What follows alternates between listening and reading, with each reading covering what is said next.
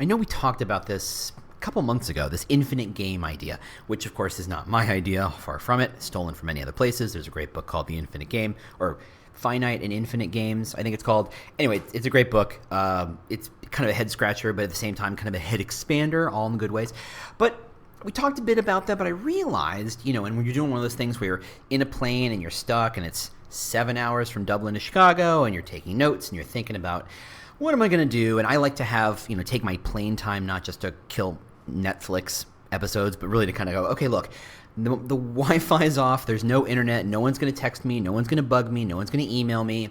Let's just think through some problems. Let's just think of what the next thing is. And sometimes it's personal stuff, and sometimes it's work stuff, and sometimes it's podcast stuff, and sometimes it's just stuff.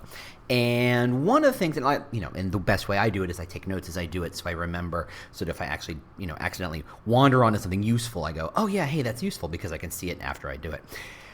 Way more information than you needed, but here we go. So I realized as I was taking notes and thinking through a problem, I realized that I've kind of solved this reason why that employer brand is an infinite game. And I touched on it last time. I don't think I really kind of explained it and defined it. And I think once you see it this way, it's an opportunity for you to understand why employer brand is both so easy and so difficult at the same time. Right? If you're new at the game, it's very easy to say, oh, what we have to do is just talk about this thing. And just doing that thing elevates your game so much. You're like, great, I've done a great job. I must be really excellent at that. But then you ask, how do I do it again? And it's suddenly you realize it's very hard to do. It's a tough game to play. So I want to dive into that. Hopefully you get something out of that. Otherwise, it's another waste of your time. And there you go. We'll be right back.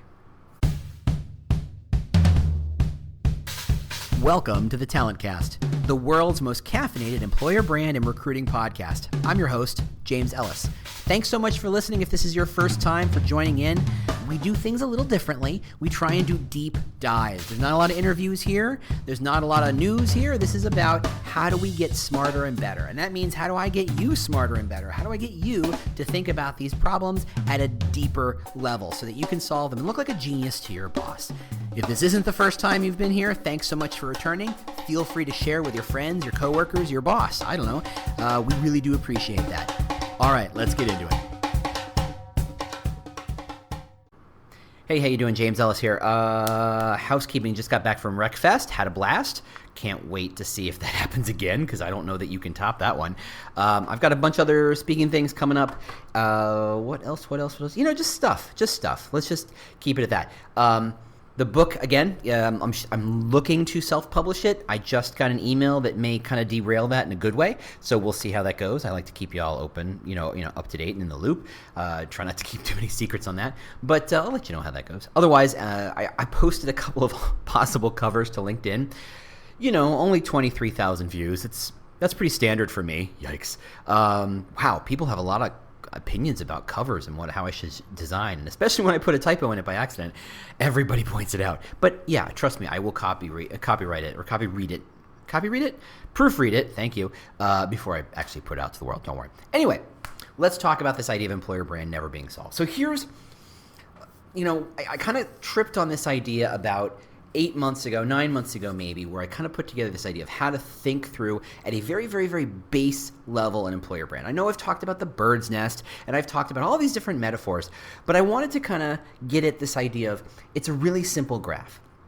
That your employer brand is a function of two elements. The first being clarity, as in who are you, what do you stand for, why do you matter, why do you exist, all that good stuff. What are you about, what's it like to work there? Clarity. And the other is reach. And so if you have kind of a graph kind of thing, for those of you who don't like math, I'm sorry, but this is just the teeniest. It's a graph. Come on, everybody loves a graph. On one axis you have clarity, and one axis you have reach. You get to say things like, okay, so let's say you have a company that's very, very, very clear in what they have. It's a smaller company. It's a very focused company. They're not kind of saying all sorts of crazy different messages. They are very, very clear on what they're all about and why they exist. but they haven't really pushed out that message very well. They haven't activated it. They haven't gotten their employees too involved in it. They don't use it on job postings. They don't use it on ads or anything like that. So it's not there's very, very little reach. So it's a very, very small. And what you kind of do is, and there's no real math here, but you kind of calculate the area.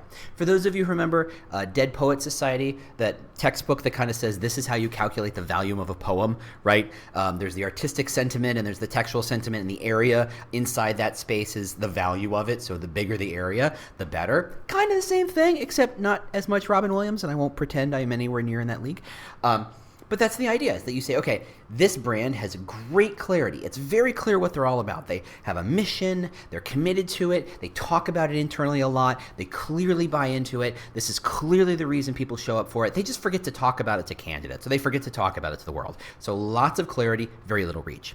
Conversely, you look at a lot of big name brands who, because they're big, they have an issue where the left hand and the right hand don't always know what they're doing. One hiring manager is like, I'll write the job posting, and they write all sorts of crazy stuff, and it's like, where did this come from? And then the HR writes something, or there's another recruiter writes something, or the Glassdoor posts are all over the place, or the reason why people like to work there are all over the place, that there's not a cohesive sense of why, but because it's a big company, because they have big brand recognition, and because they have machines effectively that push that message out, they have great reach. The problem is, with all that reach, they're telling 20 different stories and none of them kind of line up. So if you're getting a story, so a recruiter calls you and says, hey, would you like to work at this big company? And you're like, yeah, that's great. Can you tell me more about the company? And they said, we are incredibly supportive about our teams. You say, that sounds fantastic. That's exactly what I want.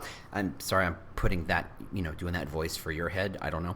And then you go to Glassdoor and you're like, this place is a cutthroat nightmare. And you're like, whoa, whoa, whoa. And then you go to Google and you see that people are talking about how they're super committed to their mission. And then you go talk to a friend. He's like, yeah, you know what? It's all about, doing, I don't know, something else. You're starting to realize that everything's kind of misaligned, that no two touch points are the same. And you go, there is zero clarity here. I do not get what this company's about. The fact that they spread that message far and wide is great and all, but since they're spreading 17,000 different messages, not going to do a lot of work. And I think in the next podcast, I'm going to talk about, and this should touch on it, this idea that brand is effectively a pattern. So if you start to see the same words and the same ideas over and over again, then you start to realize, yeah, that's the kind of pattern they are, right? We did the bird's nest thing. The more you have certain kinds of elements in your bird's nest, the more people go, oh, you're all about that thing and not about those other things, right? You see it over and over again, you form a pattern. However, if you have all 27 different messages, you go, there's no pattern here, nothing is real, I'm going to walk away because I'm uncertain of what the job is all about. There you go. So if you're, again, calculating the area of those spaces, the first company has very good clarity but no reach. The second company has very bad clarity and lots of reach. Effectively, they have the same value of employer brand. So what do? Okay, well, it's very simple. If you have no reach, extend your reach. Figure out, okay, we're all about X and Y and Z. How do we start to encourage our staff to talk about it? How do we start to encourage marketing teams to talk about it? How do we encourage internal comms to get involved? How do we encourage whoever's writing our ad copy to get involved? How do we encourage our recruiters to use it as touch points? How do we make sure it's part of our interview loop? How do we make sure embed, so that you can say, look, the clarity exists. I'm not having to bake anything in that doesn't exist. I'm not having to manufacture anything. I'm simply taking what is and putting it out to the world to say, see, look at this. This is what we're about. And by extending the reach on a very, very clear brand, you create a very strong employer brand. Other way, if you say, look, this is a company with a lot of different messages, but the reach is fantastic, your job is to clarify. Your job is to say, look, you can't be all things to all people. This is very much a positioning model, this idea that, and I'm stealing from David C. Baker, so I'm stealing some of his talking points. By the way, The Business of Expertise, fantastic book, highly recommend. Anyway, his idea is that agencies tend to see, and forgive that it's agencies, not candidates, but the parallels are very, very clear here. Agencies go, okay, what are you all about? Because most agencies are kind of, yeah, we do marketing stuff, or we do creative stuff. We do whatever the client needs. And you go, yeah, but that makes you like every other agency in the world, and I don't understand why you're different from another one. Oh, we're the best. Wouldn't every other agency say that too? I don't understand why you're different. So in order to become a better agency, what you do is you clarify your position. You say, what we do is we market digitally to the Latinx community and social media. You're very, very focused, or you're all about consumer packaged goods to a particular audience using a specific channel. So brands like Coke and Walmart and, not that I'm getting specific, but big name brands, very retail centric brands. They don't have one marketing agency. They have one marketing agency, which is called the agency of record, who oversees the entire marketing messages. But that company may farm out or bring in other agencies who are very, very specific. So if you need a Snapchat solution, that agency might say, well, we could ramp up some Snapchat people and figure it out for you eventually. And you'd say, yeah, but you'd be pretty mediocre at it because you have no experience at it. You haven't done it before. You don't know, you haven't done it a lot. So what you do instead is you go find a Snapchat specialist. And there are agencies that do nothing but specialize in Snapchat, specialize in digital. Digital too. I'm sure there's a company out there that specializes in digitals to senior citizens. It's a market you're trying to reach. They are the experts. And that's a function of positioning. By saying I'm crystal clear about this is why I do it, and this is how I do it, and this is who I reach, when you need that sort of thing, they're who you go to. You don't go to, a big old marketing agency that has can do lots of things okay. You say, I'm going to go get the expert, and that's the expert. And that's how you position an agency. At the same way, there's a lot of parallels to how you position your company. If you can be all things to all people, what am I supposed to pitch to you? Am I supposed to figure out what you're all about and say, we're like that too? And you're like, well, yeah, I don't believe that, because I'm going to go look at Glassdoor, and I'm going to go look at LinkedIn, and I'm going to talk to friends, I'm going to go Google you, and I'm going to see that there's different messages. I'm going to say, I think you're full of it because I can't see any validation about what your messages are anywhere else. So employer brand is a positioning game. You say, look, we're all about being collaborative and supporting each other. Great. Does that mean you're not also a little competitive? No, I didn't say that. I didn't say that your position was mutually exclusive. I didn't say that you didn't have a mission or you didn't care about it. I didn't say that you didn't have work-life balance or that you don't develop your teams or whatever those elements are. I'm saying this is the one thing that differentiates you enough that you stick to it. That's what clarity is all about. Not 17 messages, but one or two tightly focused, aligned messages. Going back to the David C. Baker positioning thing. So when an agency is asked to do a positioning exercise, you say, okay, can you kind of do a Mad Lib thing where you say, we do blank to this audience in this way. If you can fill in that Mad Lib, that's your positioning. We do digital social media to senior citizens around consumer packaged goods. We do automotive we do billboards we do print marketing for automotive companies in North America. We do super focus.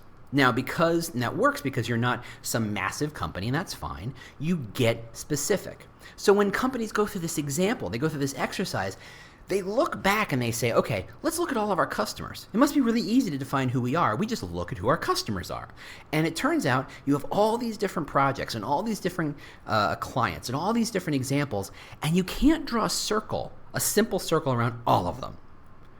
Except if you expand that circle to loop all of them, you just kind of say, we do marketing to people, which is the exact inverse of what you're supposed to be doing. You're supposed to be fine-tuning. You're supposed to be focusing. You're supposed to be getting super specific. Why? Because if you're specific and clear, people understand what you're about. So when you go through that exercise, the company owner or owners or principals always have a hard time letting go and saying, oh God, we did that. Mostly we're a consumer packaged goods company, but somebody came to us and asked us if we could make a Snapchat filter, and we did. We did it that one time. We were just helping somebody out. I don't know why they came to us. I don't know that we want to be in the Snapchat business, but I don't want to ignore the opportunity to get more Snapchat business. Don't worry, I'm going to create the parallel to the employer brand just a second. And you say, okay, I don't want to give that up. And so they expand the circle to do it and everything, and suddenly there's no clarity. But if you're able to say, you know what? I don't ever want to. Yes, the Snapchat project was profitable. It was fantastic. And I guess if another one showed up, I'd do it. But I don't want to be known for it. I want to be known for being all about Facebook for millennials in Texas. I don't know, right? You just pick one. That's what you do. Or you say, I want to be all about social media for millennial nomads, right? People without specific locations. And there's a whole audience there that you could tap in and say, look, I'm going to understand them better than anybody else, so that if you want to reach that audience, you only come to me. That level of specificity gets you value. You are the expert at that thing. So let's create the parallel back to employer brand.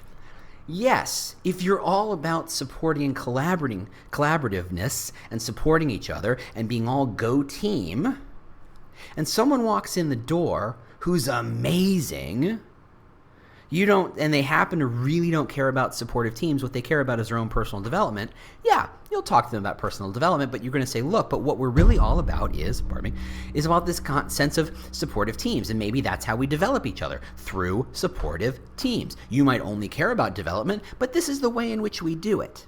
And by doing that, when they go out to LinkedIn and Glassdoor and Google and all those other places, and all they see is supportive teams, supportive teams, supportive teams, they go, okay, this is a company all about supportive teams, but it's going to appeal to me because it gets me what I want using the sense of supportive teams. And by being focused, I create validation. I create a sense of understanding and clarity. So if you've got a lot of reach and you need clarity, that's how you create clarity. Now, based on last week's episode, I'm not going to pretend that that's an easy process. It's not just this is what you're all about. Boom, you're all about this. Doesn't work that way. Right? The bonsai tree model says, look, you're going to reveal who you are, but at the same time, you need to kind of shape who you are over time. And I think the phrase over time is probably, I didn't state that hard enough. I probably should have. This is a process that takes a long time. It is not something you just do. You start to do, and you influence, and you shape, and you slowly shift the ground. So if you say, look, we're all about supportive teams, except the legal team is all about work-life balance, how do you not just say, look, I would love for you to express your value in terms of teamhood to create clarity, but also stop talking about how you're all about work-life balance or all about whatever the thing is. So you're starting to prune some of the messages that don't align. Or you simply say you're all about work-life balance because that's how you support your team. Effectively, that position is the frame through which you look at the entire brand. You're all about teams. You're all about supportive teams. Great. You're going to succeed because of your great teams. You're going to give people opportunities because of those amazing teams. People are going to feel competitive from team to team. They're going to push themselves and push each other to do their best work because they support each other. They're going to focus on the mission. They're going to achieve things because of this supportive team, right? Everything is through this idea of supportive teams. Swap out supportive teams for focus on the mission. Swap out supportive teams for performance over everything else, right? The same thing applies. We work together really well because we're trying to do the best possible work. That's a performance message. We support each other, or we give each other space and we give each other time and we develop each other in order to perform at our peak. Those are performance messages. You're still touching on development. You're still touching on collaboration and support and mission and all those other things, but you're doing it through the lens of performance. And you can do that all day long, but the goal is to focus it so that when you take a step back and you compare yourself against other brands, and you should be, you can kind of measure and think of it as kind of a litmus test of how strong your brand is. So let's say your brand X, and then there's another company that's kind of similar to yours, or you see that as a major talent competitor, and we're going to call them brand Y, the competition. If you just focus on yourself, which I think at the beginning you should, get to know who you are, understand what's authentic, understand what's real about your company, understand what your company values, what it rewards, and what you're offering a candidate. Do that first.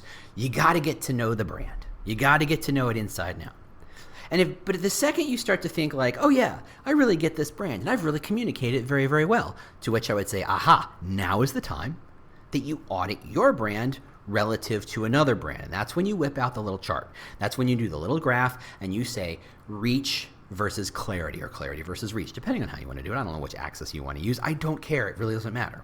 You would say, look, if I was a candidate, and this is hard for you to do as an internal prospect or an internal resource, what you want to do is put yourself in the shoes of a candidate and say, if I don't know anything about this company, What will I read on the career site? What will I read on the Glassdoor site? What will I read on LinkedIn? What will I read when I Google it? What will I read when I do a Google image search for what it's like to work at company X? What will I see when I do that stuff? What will I see on the job posting? What do I see from a recruiter? What do I see? If I'm building my bird's nest about this brand, it is going to be based on what I see. So what do I see?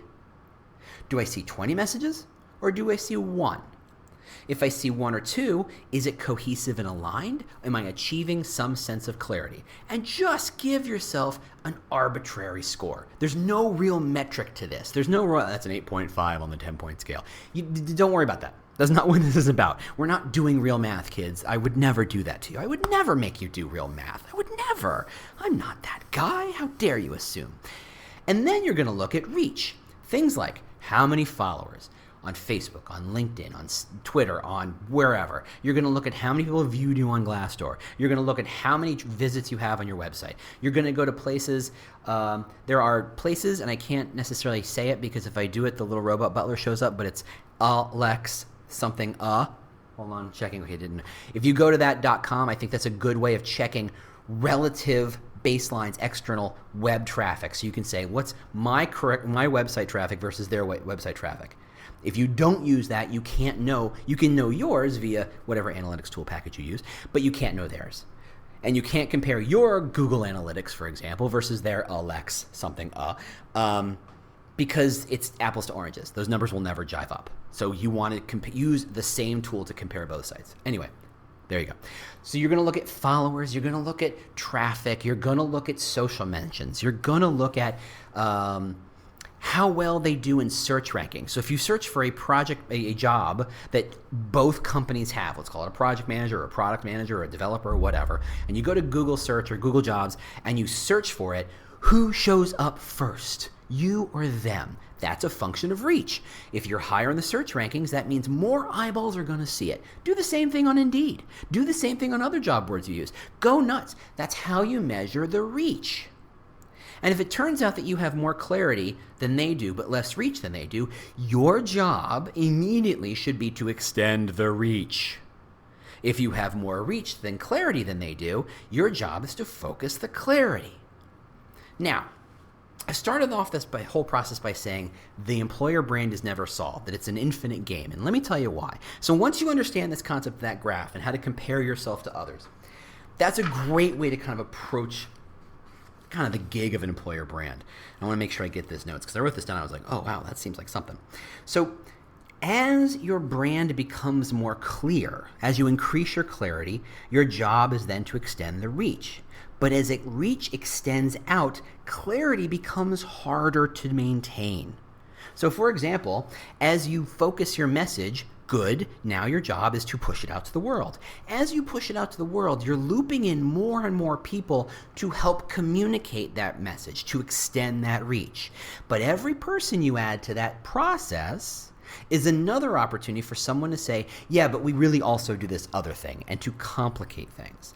So if you have 10 people, 10, let's call them advocates for lack of a better word, you have 10 people talking about how your brand is amazing for people who love to be the best of the best. And you say, this is working, you've got clarity, and now you extend the reach. And you say, I want 10 more people to become advocates, and one of them, the other 9 do a great job. They say, yeah, it's all about performance. Great, we want to be the best of the best. But one of them says, we're about performance via competition. Ooh, wait, huh? That got complicated. It's the first time I've talked about competition. It's the first time I've heard from a competition. I haven't seen it in other places. Wait a second, what is this guy talking about or this girl talking about?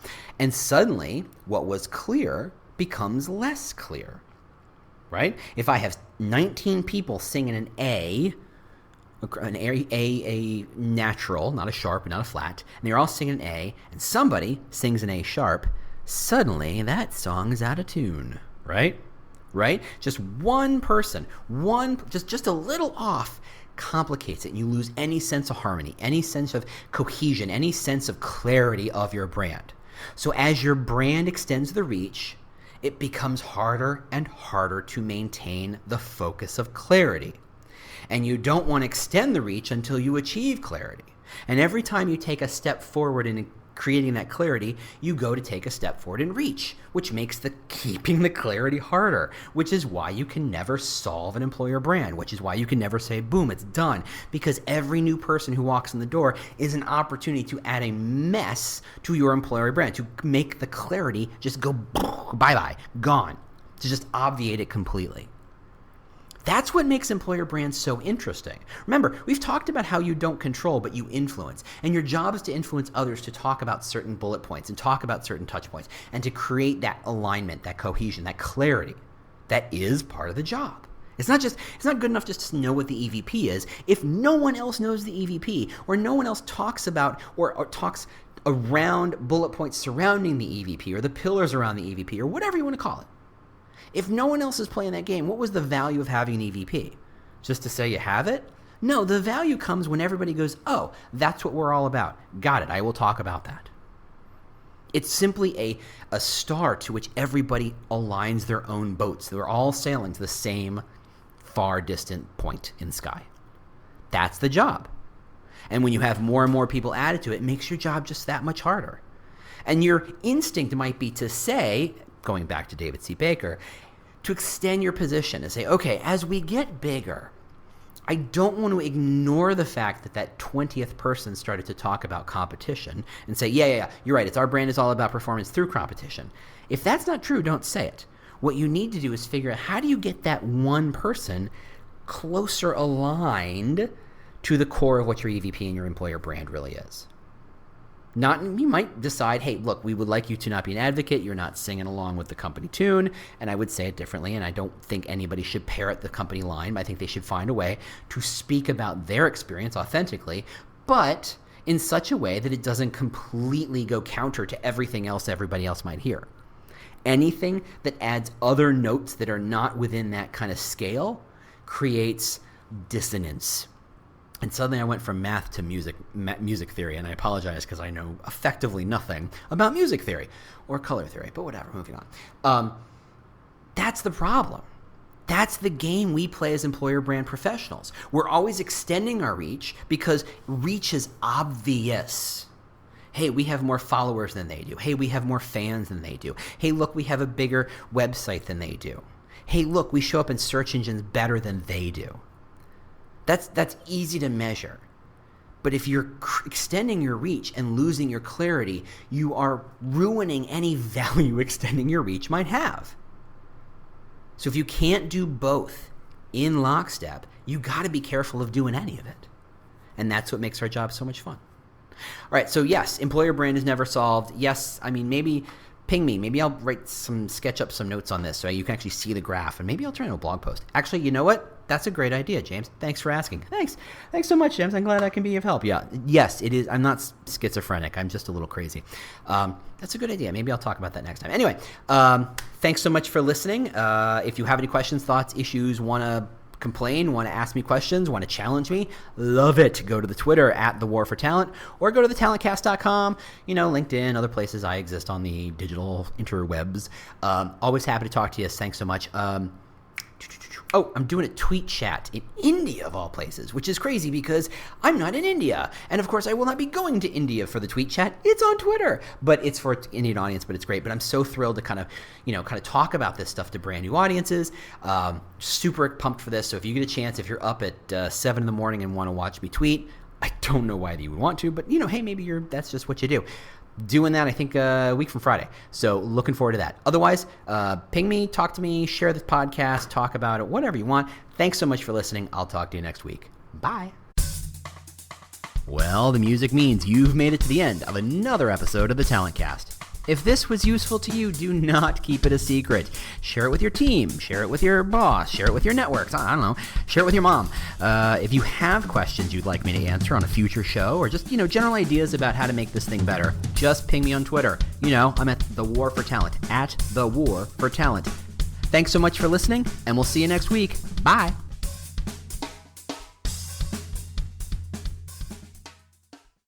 The world's best-known investor and Wall Street expert Warren Buffett once said, "Wall Street is the only place that people ride to in a Rolls-Royce to get advice from those who take the subway."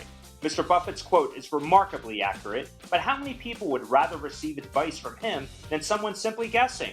Welcome to Buy, Hold, Sell, your single source for Wall Street knowledge and profitable guidance. Please join me, Todd Schoenberger, and fellow trader Tobin Smith, as well as host Veronica Dudo, for a podcast known to move the needle for investors. Tobin and I are seasoned Wall Street executives with deep investment experience, and we are prepared to share our advice to those who choose to listen. Download Buy, Hold, Sell today on the Evergreen Podcast Network or your favorite podcast channel.